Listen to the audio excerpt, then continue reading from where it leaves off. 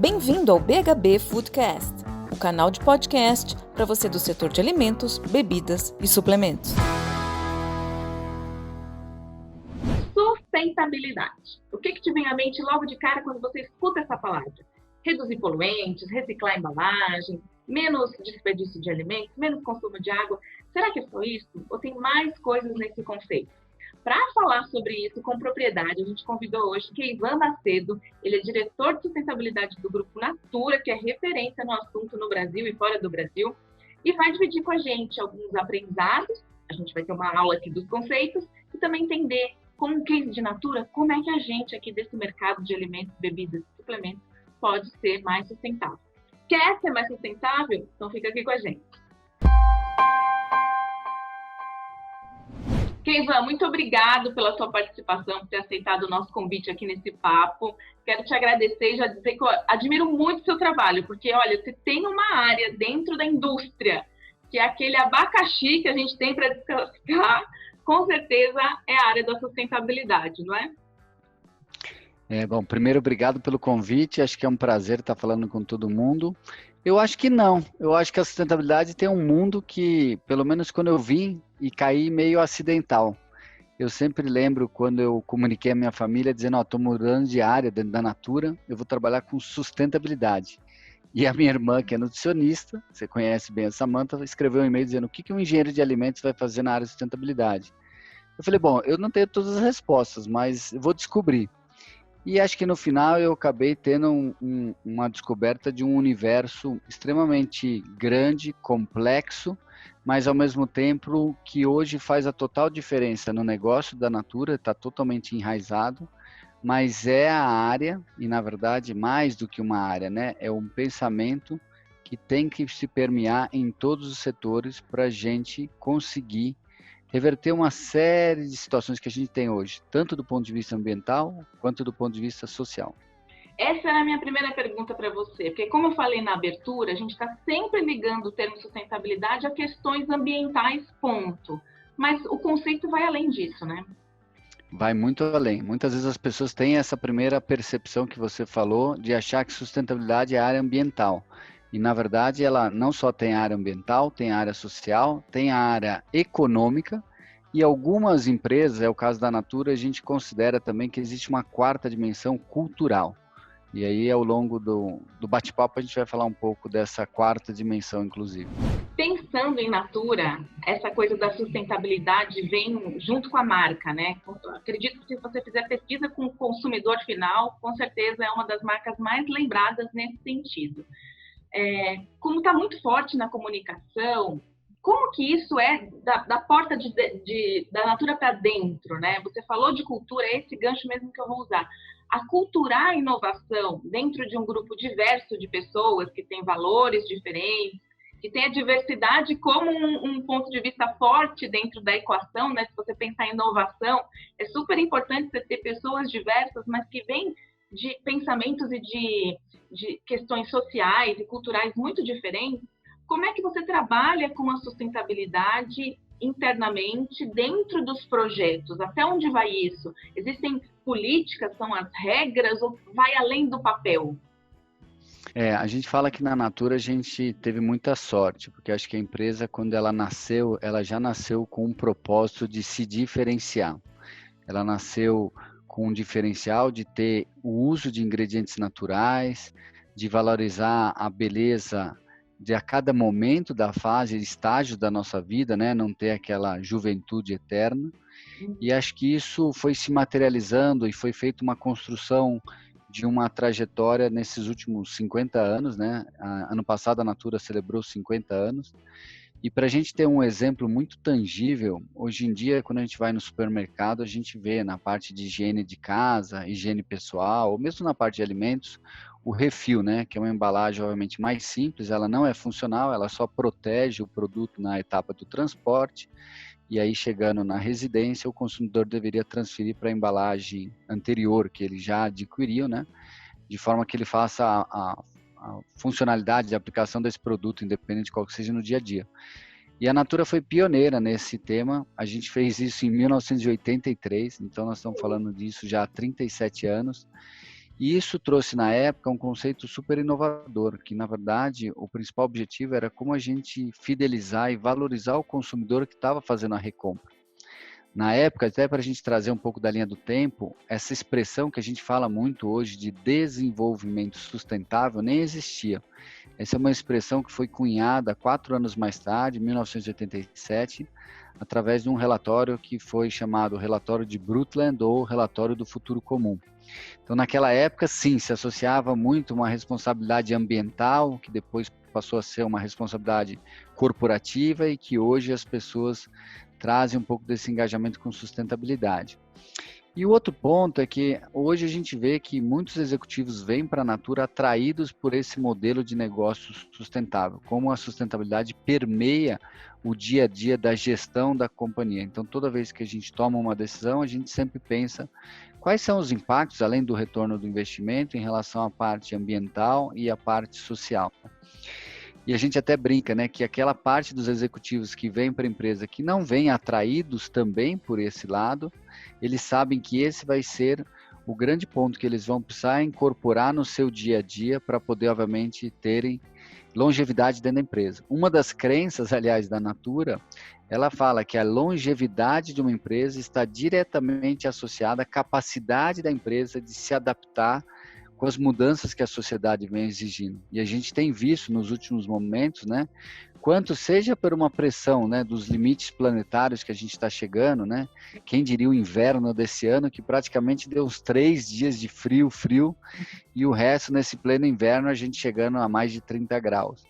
Então, essas consequências, né, seja na parte de poluição dos oceanos ou poluição mesmo dos nossos grandes centros urbanos em relação à parte de resíduos sólidos, eu acho que trazem um pouco do que a gente pode fazer diferente. E nós estamos vivendo um momento único da humanidade, né? Acho que ninguém imaginava quando virasse o ano que a gente pudesse passar por uma pandemia, obviamente, aparentemente sem fim, para se ter uma solução realmente efetiva, mas que por detrás revelou 2 grandes conceitos, né? Tanto um conceito de desigualdades, que aí quando a gente traz o elemento da sustentabilidade do lado social, né, a origem própria da pandemia, né, um problema de tantas desigualdades que as pessoas, por uma questão de fome e de sobrevivência, terem que comer animais silvestres e com isso começar um processo dessa disseminação do vírus. E por outro lado, a gente vê, né, os grandes centros urbanos, obviamente, estando com a mobilidade bem restrita, uma série de animais silvestres que já não se via, né, voltando a frequentar, uma série de rios que a gente tinha um problema de poluição sofrendo uma alteração.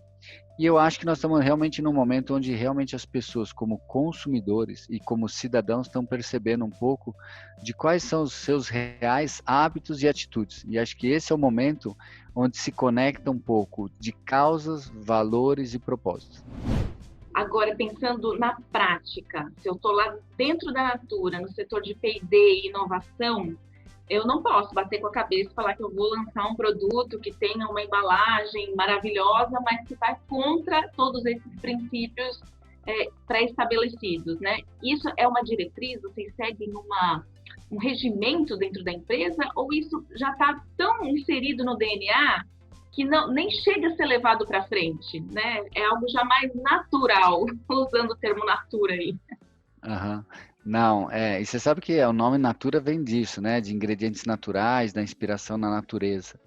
Mas, respondendo sua pergunta, Carol, o que a gente vê é que sim, é necessário você estabelecer um guia para orientar, até porque, como qualquer empresa, você tem uma rotatividade em relação às pessoas que trabalham, então como você ajuda até nesse processo, que é um processo de níveis, né? A gente fala que as pessoas precisam conhecer para que depois elas possam se engajar e depois elas possam mobilizar e disseminar para outros.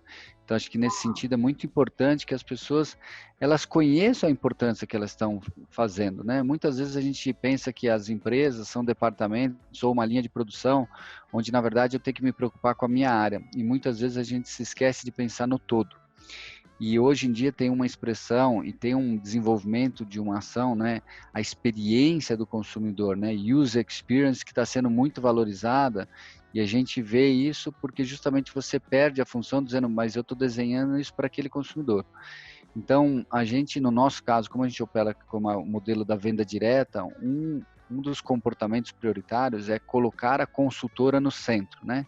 Então, como é que a gente projeta esse produto já pensando na consultora ou no consumidor final? Isso faz com que a gente estabeleça algumas guias e dê ferramentas. As ferramentas servem para empoderar e dar autonomia também para que as áreas, no seu dia a dia, dentro dos seus próprios processos, eles consigam ter visibilidade de entender o que eu estou decidindo aqui, qual é o impacto que eu estou fazendo. E aí você vai estabelecendo uma série de regras para que, conforme você vai desenvolvendo os seus produtos ou seus processos internos, você possa caminhando. Existem algumas situações, sim, que existem grandes discussões de quais são as alternativas que tem, e um dos grandes desafios que a gente passa a enfrentar é um pouco de como é que a gente vence a barreira dos códigos do mercado, né? Então, a gente tem muita coisa que a gente põe na cabeça e que o mercado estabelece que esse é o jeito de operar. Então, como é que você também faz uma disruptura? O próprio refil é um exemplo de disruptura, mas como é uma situação ganha, ganha, ganha, né, tem um terceiro ganha, não só o consumidor ganha porque compra com 20%, 30% de desconto, a empresa ganha porque está tendo a recompra ou a revenda desse produto. E o meio ambiente ganha porque, obviamente, você tem um menor impacto. Então, é nesse sentido que você precisa fazer esse processo de engajamento. E uma das novidades que a gente fez super bem aceitas, né, pelos nossos colaboradores é o que a gente chamou de Semana de Sustentabilidade. A gente veio muito falar, né, na Semana de Segurança, na Semana da Qualidade. Por que não fazer a Semana da Sustentabilidade, sendo que grande parte da agenda da Semana da Sustentabilidade são os próprios colaboradores que fazem sugestão. E aí a gente decidiu até condecorar essas pessoas como sendo os embaixadores da sustentabilidade. Porque aí você cria uma rede e você vai viralizando. E aí são essas ações que começam através de uma pessoa que traz uma reflexão e às vezes você quer trazer um despertar de como é que a gente pode fazer as coisas diferentes e a importância de fazer esses hábitos e atitudes diferentes. Você falou aí sobre ganha-ganha, né? O ambiente ganha, o consumidor ganha porque está pagando menos, a empresa ganha porque está vendendo mais. Vou pegar essa sua fala e vou te perguntar. Empresas de médio porte, pequeno porte, nacionais, startups, que estão aqui lutando para sobreviver, né? A conta não fecha. Como que eu posso começar a trabalhar e pensar em sustentabilidade sem que isso gere mais um custo para mim? E a gente, falando desse tipo de empresa, que é muitas vezes o nosso ouvinte aqui também, é que movimenta, segundo até a PwC, mais de 10 milhões de empregos, é o que gira a economia no Brasil. A gente está falando da maior parte, da maior fatia do mercado de indústrias ou de produtos ou de serviços dessa forma. Dá para eu fazer uma ação só pontual? Eu já tô ajudando de uma certa forma na sustentabilidade, eu faço uma vez por ano alguma coisa, eu apoio, eu reciclo. Vale a pena ir por esse caminho bem pontual? Ou eu deveria ter mesmo algo mais contínuo, mesmo que mínimo, mais sustentável, pensando em alguma questão? E pergunto um pouco mais, essa relação da economia verde, sustentabilidade, é sempre um gasto ou dá para ter um ROI positivo no final do dia em algum momento? Vamos lá, essa é uma pergunta que todo mundo faz, e acho que respondendo pela última, o que hoje a gente precisa considerar que o não sustentável é barato, não que o sustentável é caro. E acho que hoje a gente vive num país que fica muito claro pela questão tributária de que a gente fica mudando a legislação e depois fica fazendo uma série de concessões para alguns setores para fazer pacotes de incentivos econômicos. Então, acho que esse é um primeiro olhar do que a gente tem. Acho que um segundo olhar que a gente, começando daí do primeiro ponto que você abordou, acho que um dos princípios de sustentabilidade é justamente como é que você valoriza o entorno, né? Como é que você cria pequenos núcleos, pequenas comunidades, porque é totalmente impensável e totalmente insustentável você atravessar uma cidade inteira para fazer compra em determinado local. Acho que a pandemia ajudou as pessoas a perceberem, inclusive tem alguns empreendedores que perceberam essa oportunidade de como casar duas demandas, né? Então eu vou casar um delivery, mas um delivery que tem o diferencial de privilegiar o pequeno comércio do seu bairro. E a pessoa que é consciente dizendo, ótimo, então eu vou escolher esse delivery porque ainda tem um impacto social. As ações, obviamente, elas têm que se integrando e muitas pessoas querem fazer um benchmark para dizer, como é que eu implemento? Quando a agenda começa do zero, a gente precisa sempre partir do modelo de negócio da empresa. E depois cruzar um pouco qual é o apetite que a empresa também vai ter. Porque é uma jornada de transformação, não é uma jornada que necessariamente tem custo. Muitas vezes existe um paradigma de que tudo que é sustentável é mais caro. Tem algumas ações, quando você começa a falar de eficiência, que você tem ganhos de produtividade direto. Então, acho que esse é o ponto de que você precisa olhar. E para olhar, acho que tem que ver um pouco de qual é o impacto e daquele produto ou serviço que a empresa, a microempresa, a média empresa, a grande empresa está fazendo, e um pouco tentar cruzar quais são as expectativas dos stakeholders dessas empresas, né? A gente fala da matriz de materialidade. Como é que você prioriza os assuntos que são mais relevantes para a empresa, ao mesmo tempo os assuntos que são mais importantes para os stakeholders. E é nesse cruzamento que a gente sai quais são as prioridades que a empresa deveria começar a agir. E essa mobilização, ela vem sendo trazida de um estágio que tem que ser um crescimento de ganho orgânico dentro da empresa. Não adianta a gente querer impor. Se você impor, na verdade, você não incorpora a cultura. Cultura, a gente fala que, na verdade, é demonstrada através de comportamento e de atitudes. Senão, na verdade, ele vira uma regra, né? Então, como é que a gente vai implementando isso? E aí, esse lado é um processo gradativo. Às vezes, começa com pequenas ações. Eu lembro de um exemplo na Natura que o pessoal da fábrica começou a se questionar, dizendo, poxa, a Natura é tudo sustentável e ainda mantinha, até um tempo atrás, copo descartável de plástico.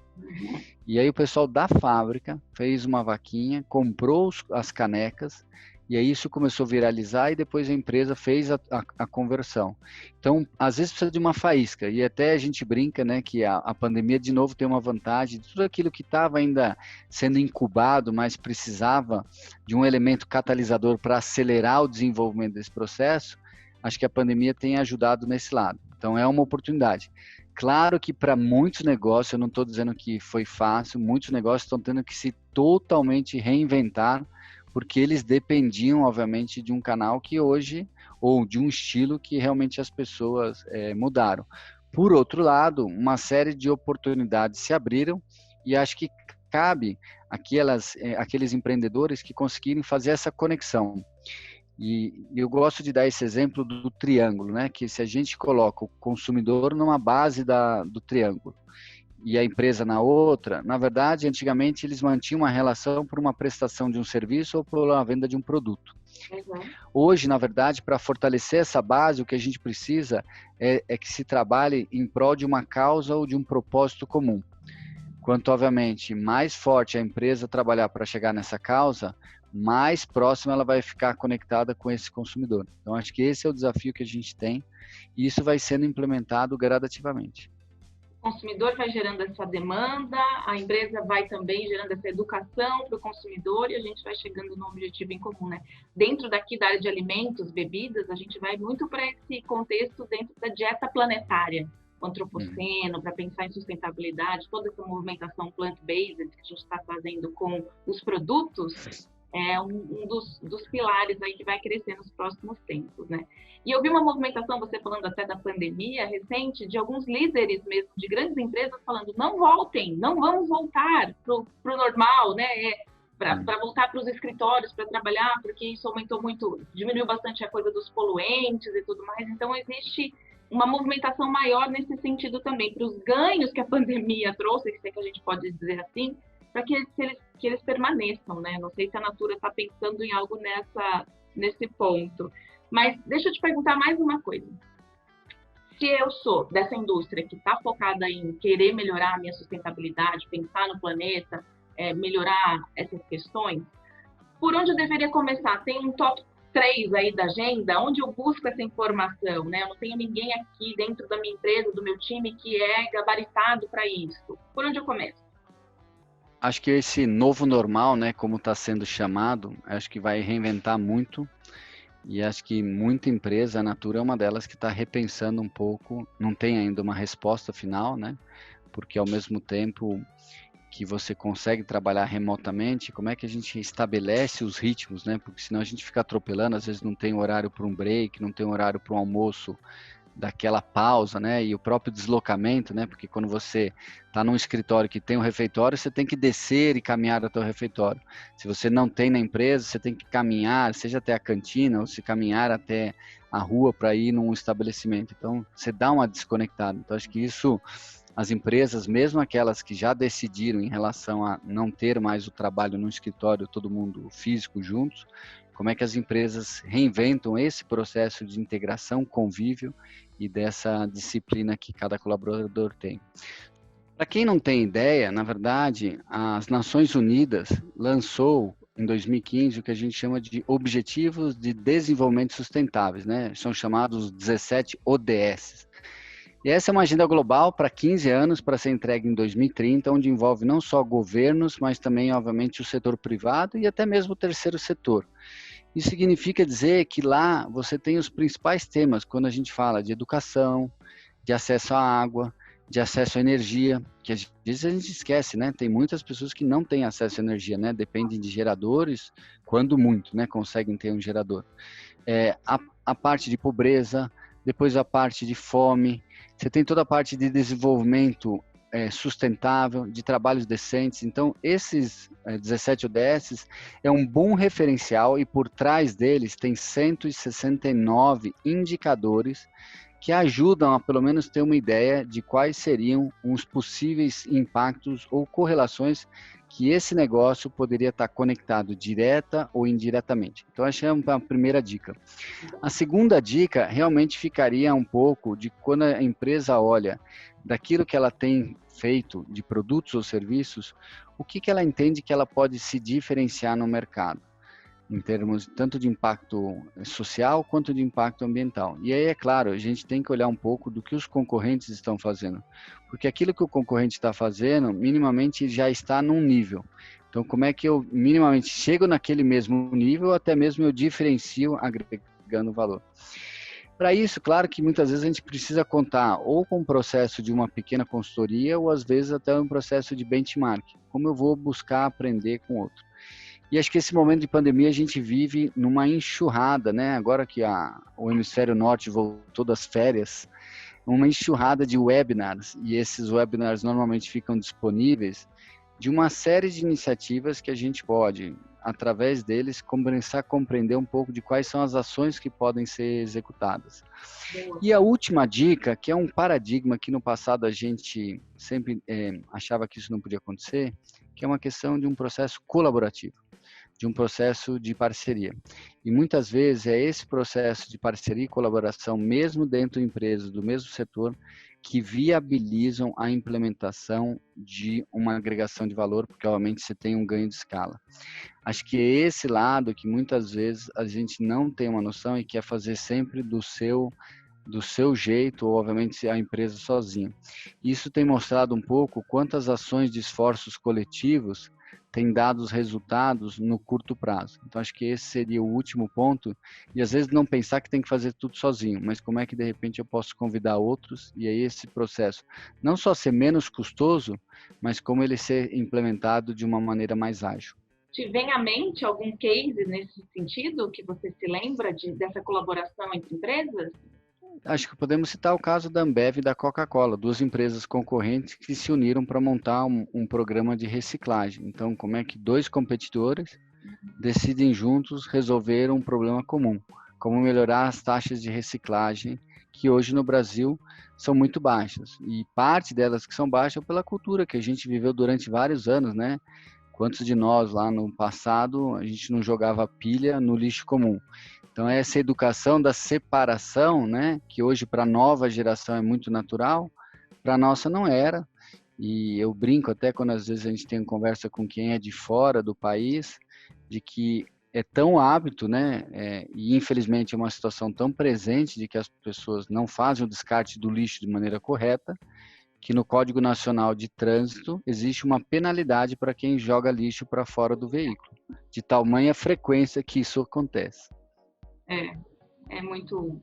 O Brasil também é um país continente, né? Com várias realidades muito diversas. É complexo lidar com tudo isso. Agora, fala uma coisa, Keivan, certificações é um caminho que vale a pena? Existem várias dentro da sustentabilidade também, né? Vários selos que são concedidos, até olhando para o lado dos alimentos. Você tem desde orgânicos, que pode ser considerado, de certa forma, parte da sustentabilidade, até a questão de energia, poluentes, agrotóxicos, enfim. É um caminho que vale a pena para as empresas? Quais são as vantagens e as desvantagens? Vamos lá. Acho que a certificação, sempre a gente precisa ter um cuidado de qual é o objetivo que a gente está fazendo. Toda certificação, obviamente, ela tem um referencial e tem um critério. Acho que esse critério e essa referência nos ajuda a dar um processo de legitimidade perante o consumidor, porque vai ser uma terceira parte atestando que realmente a empresa passou pelo requisito mínimo, né? Cada critério, obviamente, tem as suas regras. Mesmo quando a gente fala pegando o seu gancho de orgânicos, né, a legislação de orgânicos varia, né? Tem o padrão europeu, tem o padrão americano, tem o padrão brasileiro, tem o padrão japonês. Então, são essas nuances de diferenças que a gente tem. Então, acho que esse é um primeiro detalhe. Mas, por outro lado, as certificações, elas tendem a capturar novas tendências do mercado, e aquelas certificações que são mais vanguardistas, elas fazem um processo de consulta pública. Então, elas normalmente têm um processo de autoevolução, e de tempos em tempos elas lançam o que eles chamam de, às vezes, uma nova versão. Isso faz com que você teria, por parte da empresa, que também se manter atualizado para conseguir continuar performando e atendendo os critérios das certificações ao longo do tempo. Então, acho que essas são as duas grandes vantagens. Claro que, por outro lado, muitas das certificações, obviamente, têm um custo para você fazer, né? O processo em si, existe às vezes um pagamento de membresia ou das taxas de certificações, mas, de novo, isso faz parte de um processo que a empresa tem que incorporar, porque parte dos seus stakeholders vai considerar isso como sendo um critério de transparência de que os processos são legítimos. E aí o universo são inúmeras de possibilidades que você tem, desde focadas a processos específicos e desde modelos que são modelos, obviamente, que olham o modelo de negócio como um todo, olham como é que você faz o disclosure das informações, e aí tem um universo gigantesco. Esse é um exemplo do sistema B, por exemplo, que a Natura faz parte, né? Tem a certificação B, que hoje é uma das mais faladas, mais conhecidas, poucas empresas de grande porte têm, não é isso? Conta mais um pouquinho, o que é essa certificação B? O Sistema B é uma dessas certificações, quando a gente fala, é uma dessas certificações que olha o modelo de negócio, né? Diferente de outras certificações, quando a gente fala do modelo orgânico, ele olha o modelo de negócio, mas ele olha da cadeia produtiva para garantir, né? Da extração, obviamente, até o processamento, que você não teve contaminação com produtos, obviamente, não de origem, né? Do manejo orgânico. O Sistema B, quando ele olha a certificação, né, para a empresa se tornar uma empresa B, ela tem que preencher um assessment de impacto, que é criado pelo protocolo B. Esse foi um movimento criado nos Estados Unidos, que traz um pouco de como é que a gente olha além dos resultados econômicos. O B vem de benefits, então como é que a gente olha a parte de benefícios que as empresas entregam. Esse é um movimento no Brasil ainda recentemente novo, o número de empresas, como você mesmo falou, de grande porte, ele ainda é restrito, mas ele tem crescido ao longo do mundo. A Natura, ela entrou nessa certificação em 2014, e na época a gente tinha 2 títulos de pioneiro nesse movimento. Nós éramos a primeira empresa de capital aberto a entrar no movimento, e depois éramos a maior empresa do mundo. E a gente sempre fala que, felizmente, e aí muitas vezes as pessoas falam, não, você falou felizmente ou infelizmente? Não, felizmente, nós não somos mais, porque a ideia é que esse movimento não seja restrito a pequenos empreendimentos, mas como grandes empresas possam repensar, né? Então, hoje você tem a Danone e outras grandes empresas adentrando no movimento. E esse é um movimento que olha todo o aspecto da empresa, não foca, às vezes, necessariamente na parte de produção.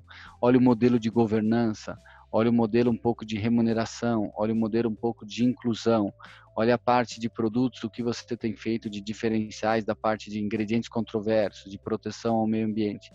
Isso faz com que a empresa, e essa é uma certificação que você renova a cada 3 anos, e a cada 3 anos ela muda a sua versão, né? Hoje está na versão número 6, você tenha, porque ela tem um score mínimo, né? Então, para você se tornar uma empresa B, você tem que ter uma pontuação mínima de 80 pontos em 200. Então, conforme a cada 3 anos, se você, obviamente, não se mexer, você corre o risco de cair abaixo dos 80 pontos. Então, acho que esse é um dos pontos, assim como outras certificações, né, que você pode avaliar, de novo, o seu modelo de negócio e, com base nisso, tentar criar novas adequações. E às vezes as adequações podem ser muito simples, né? A gente fala muito dessa questão em relação a desigualdades, principalmente num critério mais igualitário em relação não só a gênero, mas etnias e raças. E às vezes como é que você vai mexendo dentro do seu processo da empresa de forma que você crie mais chances e torne o processo um pouco mais equilibrado e mais equitativo. Então, um bom exemplo disso, a Natura vem perseguindo uma igualdade em termos de cargo de liderança na distribuição de gênero, ou seja, nível de diretoria acima, um equilíbrio entre homens e mulheres. E um dos grandes alavancas que a gente percebeu é que a gente quer fazer esse processo mantendo ainda o critério de meritocracia, né? Os candidatos mais bem preparados é que vão ficar com a vaga. Esse é o critério, é o primeiro critério. E a gente percebia que muitas vezes quando vinha a seleção, principalmente apoiado por consultorias externas, a gente via um desequilíbrio nos candidatos finalistas, né? Vinha 4 homens e uma mulher, 3 homens e 2 mulheres. Então a chance depois de você acabar escolhendo uma mulher não tinha a mesma proporção. A partir do momento que a gente criou uma regra que na fase final eu preciso ter um equilíbrio e de igual número de candidatos entre homens e mulheres, aí você torna o processo bem pareado e aí você faz com que você tenha, obviamente, a mesma chance de contratar um homem e a mesma chance de contratar uma mulher. A gente falando sobre esse assunto faz parte também de sustentabilidade social, certo? Você falar de equilíbrio, de igualdade de gêneros, faz parte. Todo o trabalho que vocês fazem com as consultoras, né? O modelo de negócio de vocês já facilita, propicia isso. Mas também prepará-las para esse mercado de trabalho, deixá-las cada vez mais com conhecimento mesmo, né? De técnicas de vendas, da maquiagem, do uso dos produtos, também tem um cunho de sustentabilidade social. Não é isso? É um processo de inclusão e de distribuição de renda, né? O modelo, obviamente, da venda direta permite um modelo que ele é menos centralizado, ele é mais distribuído. E a gente fala que isso não é apenas das consultoras. A própria cadeia produtiva que a gente tem, a Natura faz um trabalho há 20 anos com as comunidades ribeirinhas, principalmente da região amazônica. E a gente fala, né, que quando você, obviamente, dá oportunidade para as mulheres daquela região, não só você tem o empoderamento feminino, como você também consegue descobrir novas lideranças. E grande parte da conservação das florestas vem por uma influência direta da liderança feminina. Então, como é que você cria novas possibilidades? Como é que depois você oferta processos de educação, de inclusão digital e fazem com que as pessoas, obviamente, tenham melhores condições de prosperarem e aquelas que, obviamente, são mais empreendedoras tenham possibilidade, obviamente, de galgarem uma renda muito maior do que talvez se ela não tivesse tido essa condição. Então, o canal tem desde aquela que faz o complemento da renda e aquela que quer se tornar uma empreendedora de beleza se dedicando exclusivamente. Majoritariamente é um canal que tem mulheres, mas ainda tem homens e alguns deles que vivem exclusivamente da venda direta. Então, obviamente é um público mais restrito, mas também tem. Então, que às vezes também, de novo, é um paradigma que a gente tem. E acho que talvez para não perder o gancho, quando a gente fala também desse aspecto cultural, o aspecto cultural também envolve de você, obviamente, abranger a diversidade, né? Tem como valorizar a unidade na diversidade, a riqueza da diversidade, tanto em pensamento como em cultura. E aí, por isso que a gente fala, né, desse quarto aspecto de cultural da sustentabilidade, e como você mencionou, o Brasil é um país de dimensões continentais. Então, não só a gente tem, obviamente, o acento da língua portuguesa e algumas palavras, né, que variam de região para região, como uma culinária totalmente diferente de um lado do país para outra região do país. E você tem o lado também musical, né? Então, um dos programas que a Natura faz, que é o programa Natura Musical, é como é que você valoriza a cultura musical das diferentes regiões. E o outro lado é como é que você aprende com o conhecimento tradicional associado desses povos ribeirinhos em relação ao uso desses ingredientes da biodiversidade brasileira, que trazem benefícios cosméticos. Óbvio, a gente analisa depois para perceber se ele realmente tem uma evidência científica ou se não é só uma crendice popular. Né? Isso. Não, mas é excelente isso. E tudo isso que você está falando muito sobre educação, né? O papel que a Natura faz na cadeia produtiva como um todo, mas que vai para a sociedade, vai para a comunidade, vai para a educação. Para a gente fechar essa conversa aqui, o que você acha que é papel mesmo da sociedade estruturada como sociedade civil, que a gente deveria fazer como cada um de nós? O que é papel das empresas, das indústrias de alimentos? Aqui vou pegar o nosso mercado mais de alimentos. Você é engenheiro de alimentos, já viveu nesse mercado, conhece bem. E o que é papel do governo? Porque a gente tende também a gente sabe que tem muita deficiência, mas a gente tende a dizer, é sempre papel do governo, é sempre papel do governo, o governo não faz a parte dele. Sustentabilidade deveria vir de berço? Eu te faço essa pergunta até recordando aqui de um podcast que eu fiz com a Cláudia Abreu, que é a CEO do Mundo Verde. E ela falou que os filhos dela, que têm 8 e 9 anos, falam para ela, mamãe, se você fizer pouco xixi, não dá descarga, hein? Cuidado, vamos economizar água. Já está muito mais enraizado nessa pequena geração, essa geração nova aqui, que na nossa geração, imagina o que você falou, filha aqui, joga para trás. Se viesse de berço, seria muito mais fácil. A gente tem exemplos em outros países que isso é facilitado. Qual que é o nosso papel como cidadão dentro da nossa casa e dentro das empresas? Eu fiquei horrorizada aqui com a quantidade de lixo que a gente gera dentro de casa durante a pandemia, de você fechar 2 sacolas de lixo por dia do reciclável, né? Como a gente gera lixo? Eu falei, vamos reduzir isso daqui, meta. Como que a gente faz? Eu acho que esse é um pouco que é a grande vantagem, e acho que a resposta que eu te diria é que a gente não consegue separar o profissional do pessoal. Então, as atitudes que a gente deveria ter na empresa, na decisão que a gente toma no dia a dia, são aqueles mesmos valores que a gente tem na nossa vida pessoal. Então, na verdade, eu entendo que esse é um papel como cidadão, que a gente não deveria depender do governo. Quer dizer, se o governo não desse qualquer tipo de incentivo, a gente deveria continuar separando, por exemplo, igual você falou, o nosso lixo da nossa residência. Mais do que separar o lixo, a gente deveria repensar um pouco de hábitos e atitudes que a gente tem. Então, esse lado é que eu acho que é um papel, e a gente tem um bom exemplo quando a gente olha aqui na América Latina. Nem estou querendo fazer a comparação com países europeus, apesar que a gente brinca, né, que o Chile é a Suíça da América Latina, porque o consumidor de lá, ele exige a qualidade. Se a gente for ver o que aconteceu na indústria de alimentos nos últimos tempos, né, e aqui sem citar marcas, né, mas a gente falava que a gente comprava a caixinha de bombom de 400 gramas. Não existe mais 400 gramas na caixa de bombom. A barra de chocolate não tem mais 200 gramas. A tal ponto que a Anvisa precisou fazer uma regulamentação para escrever. Você quer diminuir a quantidade de produtos, você vai dar uma comunicação para o consumidor dizendo não somente qual é a redução de peso, mas quanto significa em percentual. E isso, obviamente, não foi só restrito à indústria de alimentos. A indústria da higiene de casa também passou por esse processo.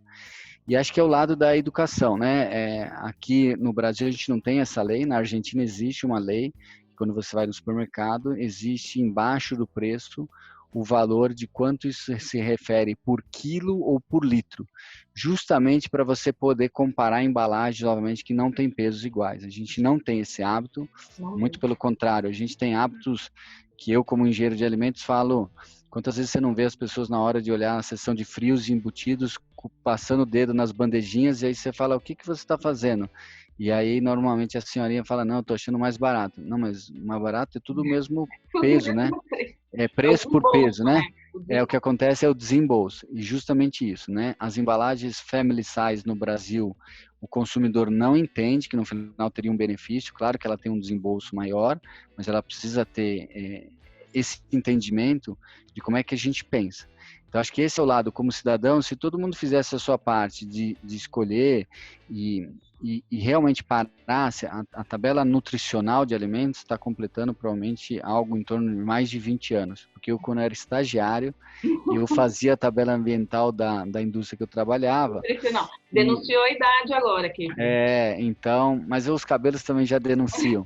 Então, eu acho que assim, o consumidor tem que ler.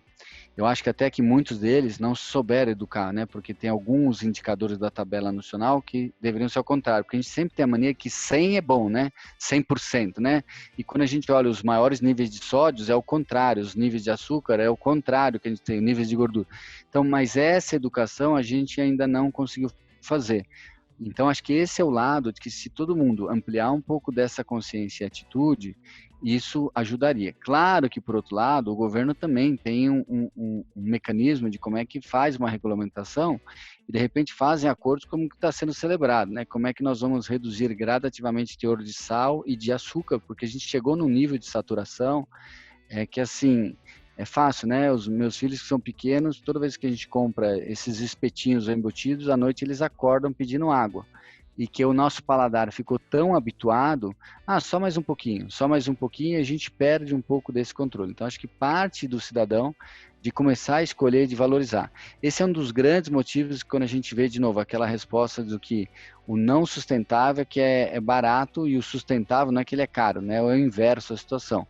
Acho que aos poucos a gente também vai percebendo de como é que a gente vai se impondo e vamos desenvolvendo um mercado que hoje ainda não existe. Então, hoje, quando a gente, para um exemplo bem prático, a indústria de sucos sem açúcar é um nicho ainda é um nicho. Majoritariamente, né, os néctares e afins que têm uma quantidade de açúcar bastante significativa.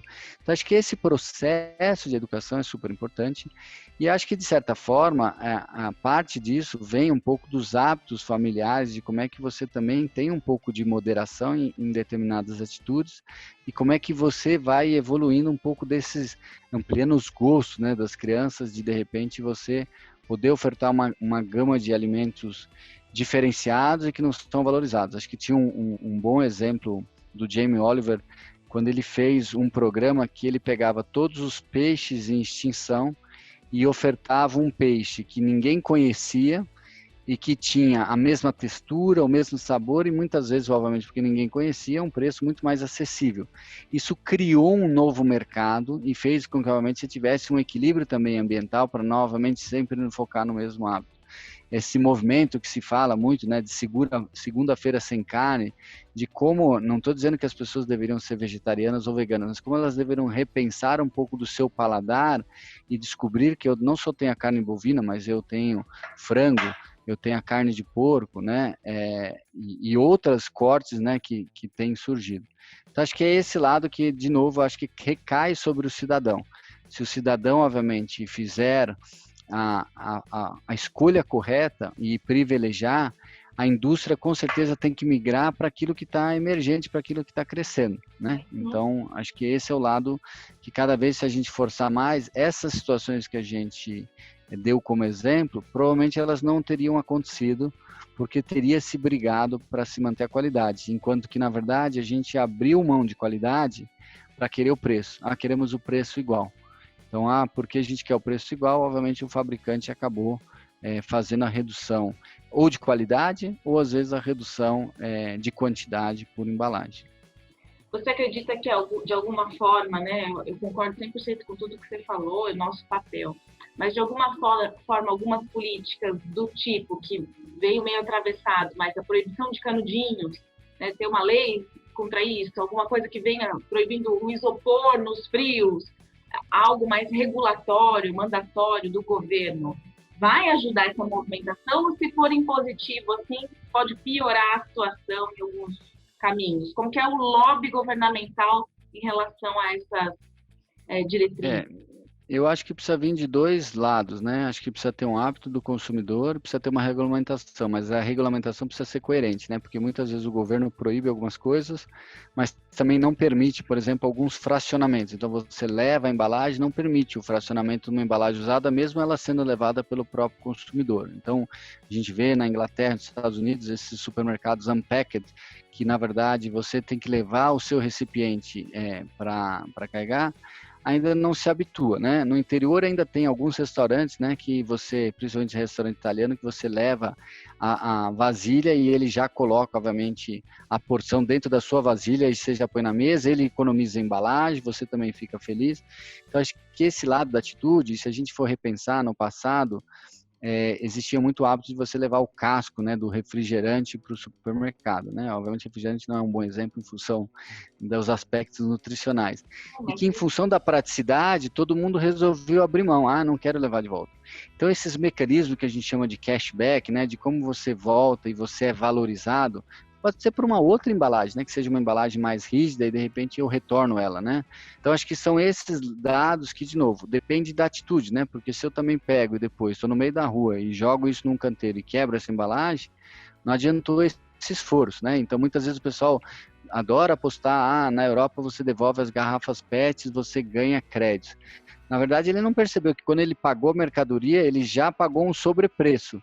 Ele está recebendo de volta o depósito que ele deixou quando ele comprou.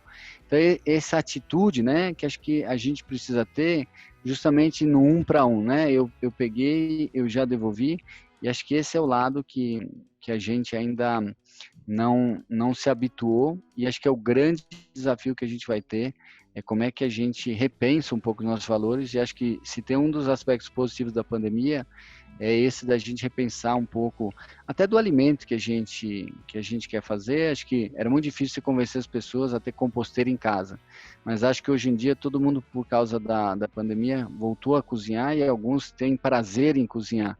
Então, seja pela sacada do apartamento, seja pela área de serviço do apartamento, tem um canteirozinho que faz as suas hortaliças, e aí, por isso, agora já tem uma finalidade. Bom, quero te agradecer muito aqui a participação. Imagina. Sei que é um assunto que me toca pessoalmente. Eu acho que a gente precisa ter atitudes cada vez mais sustentáveis mesmo, pensar no filhote do filhote que ainda vai nascer, deixar um mundo melhor não só para os nossos filhos, para as outras gerações. Porque é isso, né? A gente veio aqui por algum motivo, a gente está aqui por um propósito maior, que não é só consumir, não é só ganhar dinheiro, não é só fazer negócios. Se a gente puder deixar essa marca, esse legado aí, é o que conta, né? Muito obrigada, viu? Um abraço. Até a próxima, Imagina. Gente. Até mais. Tchau, tchau. Tchau, tchau. Obrigada.